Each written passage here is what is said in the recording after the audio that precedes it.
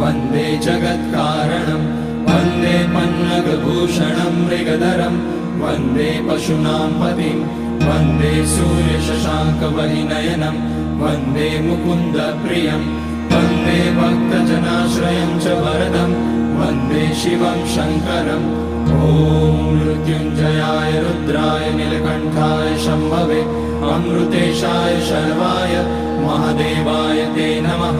नमस्तेऽस्तु भगवन् विश्वेश्वराय महादेवाय त्र्यम्बकाय त्रिपुरान्तकाय त्रिकाग्निकालाय कालाग्निरुद्राय नीलकण्ठाय मृत्युञ्जयाय सर्वेश्वराय सदाशिवाय श्रीमान् महादेवाय नमः। ॐ नमः शम्भवाय च मयोभवाय च नमः शङ्कराय च मयस्कराय च नमः शिवाय च शिवतराय च ॐ